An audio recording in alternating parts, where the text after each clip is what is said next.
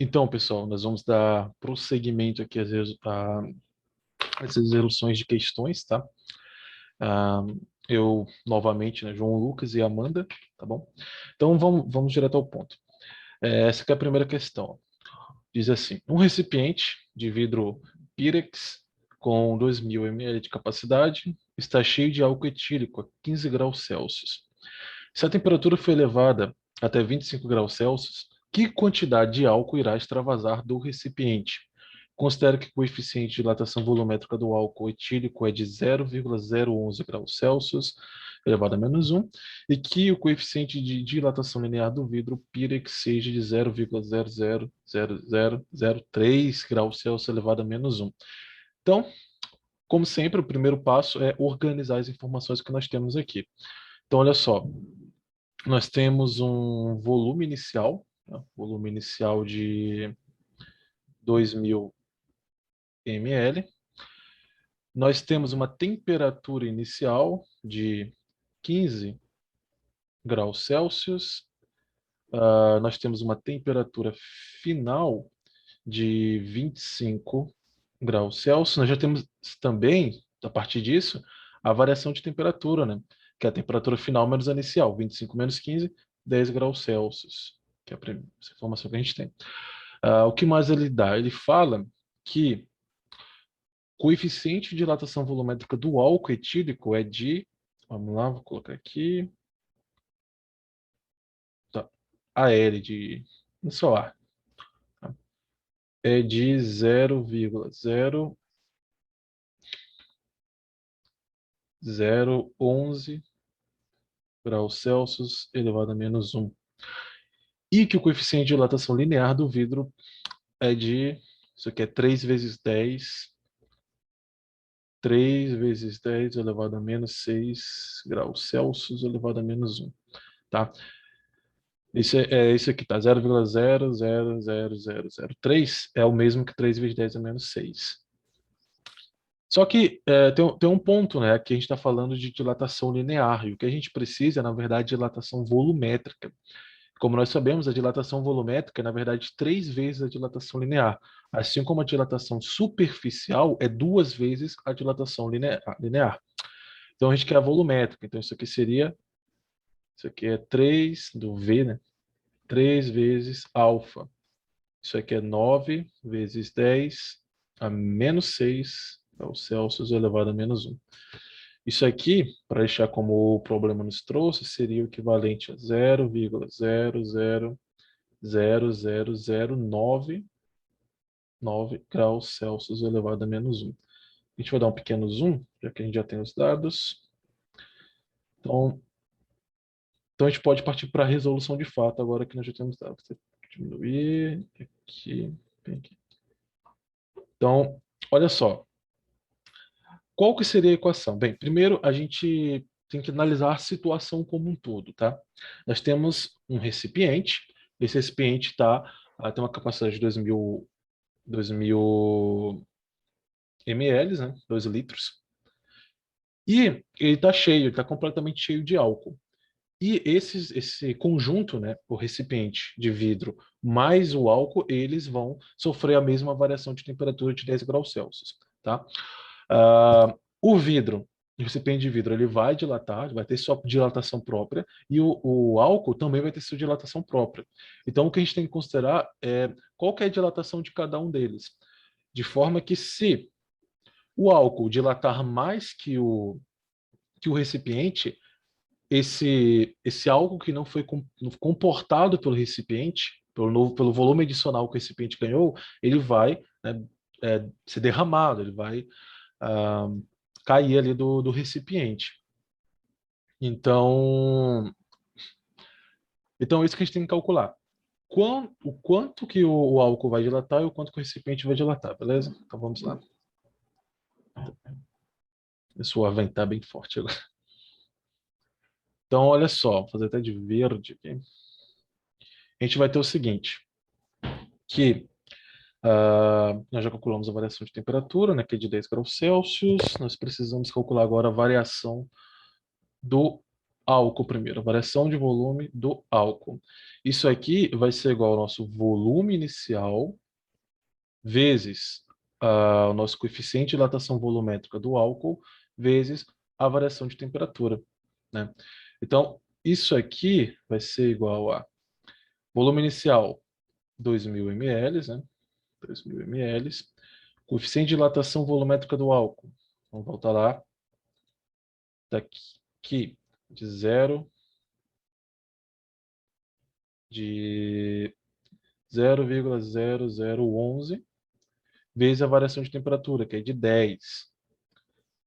Então, a variação do volume do álcool vai ser de, para a gente não perder tempo, já tem os dados aqui, vai ser de 22, eita, tem uma travada, aí.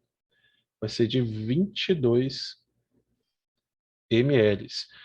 Então, o álcool vai passar de 2.000 ml para 2.022 ml, tá? E agora o que a gente tem que verificar, na verdade o enunciado até dá um spoiler, né? Que vai derramar, mas a gente poderia fazer essa verificação, que é o que a gente vai fazer agora, que é a dilatação volumétrica do vidro, né? Eita, ficou até estranho. Peraí, dá um zoom. Aqui.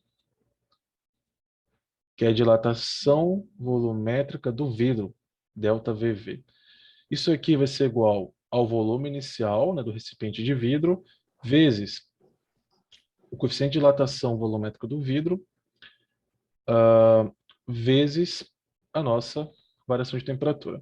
Então, ΔVV vai ser igual a 2.000 ml, vezes 9 vezes 10 a menos 6, vezes 10. Tá? Isso aqui vai dar 0,18 ml, tá? Se fizer o cálculo certinho, isso aqui vai dar 0,18 ml. Por que 9 vezes 10 a menos 6? Relembrando aqui. É porque é 3 vezes a dilatação linear, né? Então, 3 vezes 3, 9. Repete aqui o nosso expoente. Então, olha só o que a gente tem aqui no final. Quanto vai derramar? Olha só. Isso aqui é o do vidro, né? Então, o volume do vidro aumentou em 0,18 ml, enquanto que o volume do álcool aumentou em 22. Então, a diferença entre eles vai ser o quanto vai ser derramado, né? Porque 0,18 ml de álcool vai ser comportado aqui no vidro, mas o restante vai ser derramado. Então, olha só. Então, vai ser o volume derramado, chama assim, volume derramado vai ser igual a essa variação aqui do álcool menos a variação do recipiente de vidro. Isso aqui vai ser 22 menos 0,18. Isso aqui vai nos dar 21,82 ml. Então, nessa situação, a quantidade o volume de álcool que vai simplesmente cair do recipiente vai ser isso aqui, ó, 21,82 ml, tá bom? Acho que ficou bem claro. Olha só, pessoal, se vocês tiverem dúvida, vocês podem ou mandar para o professor Maicon ou deixar lá nos comentários do vídeo, tá? Caso alguém tenha dúvida, pode mandar lá que a gente vai estar respondendo. Vou passar aqui a questão. Beleza, pessoal. Agora a gente vai tratar de uma questão que ela é mais teórica, né? O enunciado da questão diz o seguinte: nessa questão aqui a gente vai analisar alguns dados que ele dá e aí a gente vai descobrir qual é a resposta dela, certo? O enunciado da questão diz o seguinte: a figura A mostra um dispositivo que pode ser usado para ligar ou desligar um fogo, dependendo da temperatura do local onde se encontra o sensor. Aí ele indica que o sensor é na barra AB, né? Como está especificado aí na figura. Essa barra é constituída de dois metais diferentes e, ao ser aquecida, fecha o circuito, como indicado na figura B. O funcionamento do dispositivo acima indicado ocorre devido. Aí aqui ele vai dar 5 alternativas, né? A primeira que ele fala é a metais diferentes possuírem calores específicos diferentes, a metais diferentes possuírem condutividades térmicas diferentes Ao calor flui sempre de um corpo a uma temperatura maior para um corpo a uma temperatura menor e nunca ocorreu o fluxo contrário. Há metais diferentes possuírem calores latentes diferentes. Há metais diferentes possuírem coeficientes de dilatação térmica diferentes. Para a gente poder responder essa questão, a gente precisa entender o que cada alternativa quer dizer, né? Primeiro, a gente vai relembrar aqui o que é calor específico de um corpo. O calor específico, ele determina a variação térmica de uma substância ao receber determinada quantidade de calor, certo? Será que isso seria suficiente para essa barra poder se deslocar, né? E ali, como mostra a figura, ela está, né, em uma posição, e na figura dela se enverga, né? Vamos dizer assim. Aí, na segunda alternativa, ele fala sobre possuir condutividade térmica diferente. O que é a condutividade térmica? É a habilidade do material de conduzir energia térmica, né? Será que isso seria suficiente para ela passar, né, da figura A para a figura B, né, o estado dela? No C, ele fala sobre um corpo fluir, né, a temperatura de um para o outro. Na letra D, ele fala sobre calor latente. O que é o calor latente? O calor latente é a quantidade de calor que uma unidade de massa deve receber ou ceder para poder mudar a fase. Isso daí diz respeito, né, à fase física de alguns materiais, certo? No caso, seria a mudar do estado sólido para o líquido, enfim. E, por fim, fala sobre coeficiente de dilatação térmica. O que quer dizer isso, coeficiente de dilatação térmica? É quando um material, né, ele aumenta a sua dimensão quando ela é exposta a uma determinada temperatura. Fazendo assim, as moléculas, né, que compõem esse corpo, ele faz com que as moléculas se agitem, consequentemente aumentando a distância média entre elas e faz com que esse corpo se dilate, né? Sendo assim, a nossa resposta seria a resposta, a letra E, né? Justamente por causa disso, porque ele fala que a barra é constituída de dois metais diferentes. E quando ela é aquecida, ela fecha o circuito. Pelo fato dos metais terem esse coeficiente de dilatação térmica diferente, um deles vai se expandir mais e aí vai fazer com que ela se enverga, né, e consiga fechar esse circuito aí, conforme mostra a figura. Certo? Próxima questão, João. Também é uma questão teórica, né? Ela diz o seguinte: para a proteção contra curtos-circuitos em residências, são utilizados disjuntores compostos por duas lâminas de metais diferentes. Ó, praticamente a mesma coisa que a questão anterior disse, né? São feitas de metais diferentes, com suas superfícies soldadas uma à outra, ou seja, uma lâmina bimetálica. Essa lâmina toca ao contato elétrico, fechando o circuito e deixando a corrente elétrica passar. Quando da passagem de uma corrente superior à estipulada limite, a lâmina se curva para um dos lados, afastando-se do contato elétrico e, assim, interrompendo o circuito. Isso ocorre porque os metais da lâmina possuem uma característica física cuja resposta é diferente para a mesma corrente elétrica que passa no circuito. A característica física que deve ser observada para a escolha dos dois metais dessa lâmina bimetálica é o coeficiente de, conforme já foi esclarecido na questão anterior, né, que a gente já entendeu, é o coeficiente de dilatação térmica. As outras a gente já pode descartar, né, que não é nenhuma delas. Então, é a letra C, a resposta dessa segunda questão teórica. Certo? Então, João, vai apresentar mais uma? Sim, sim. Essa aqui é uma última questão, é bem semelhante àquela primeira que a gente fez, tá? É bem tranquilinha de fazer, eu fiz aqui só mesmo para fixar o entendimento em relação à dilatação volumétrica, tá?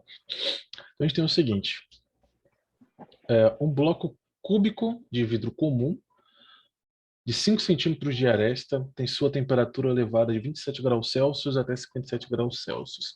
Calcule o volume final desse cubo. Considere que o coeficiente de dilatação linear do vidro comum seja de 0,000008 graus Celsius elevado a menos 1. Então vamos lá.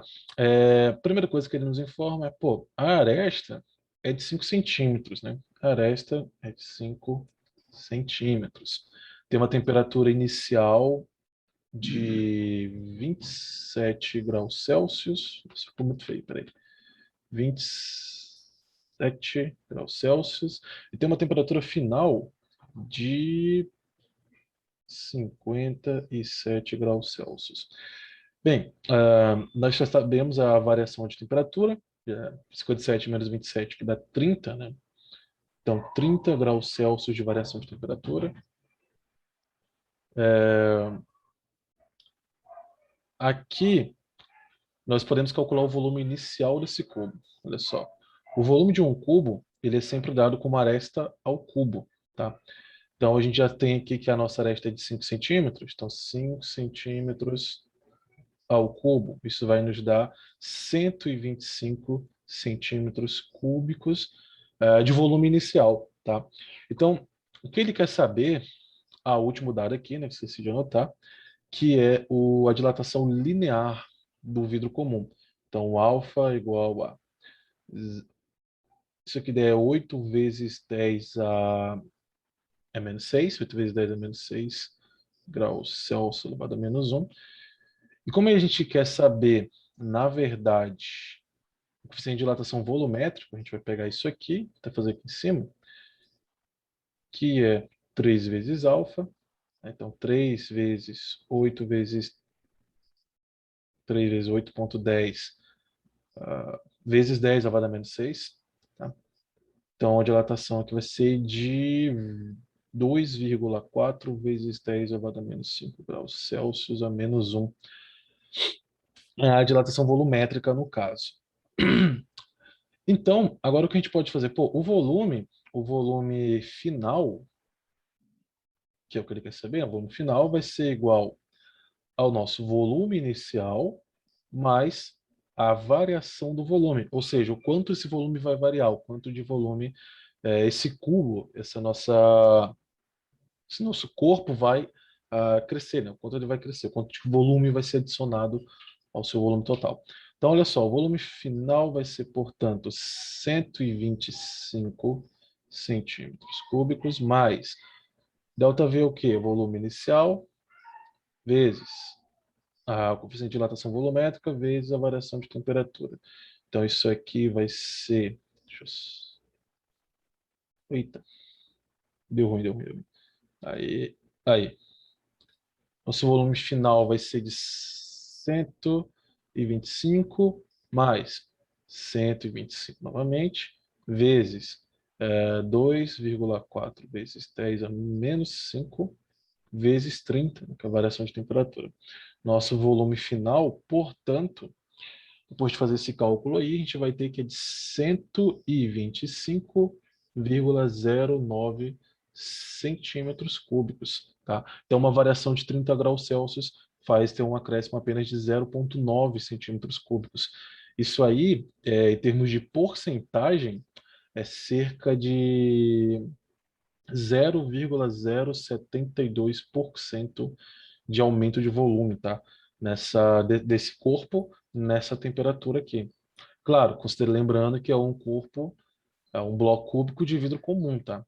Então, por conta de ser esse material, se fosse outro material, teria uma outra dilatação volumétrica, tá bom? E por essa aula é isso, pessoal. Espero que tenha ficado tudo bem claro, que vocês tenham conseguido entender tudo. Você quer falar alguma coisa, Amanda? Não. Não? Então é isso aí, pessoal. Até a próxima aula. A gente vai trazer aí as questões de calor agora, na próxima aula. Valeu. Valeu.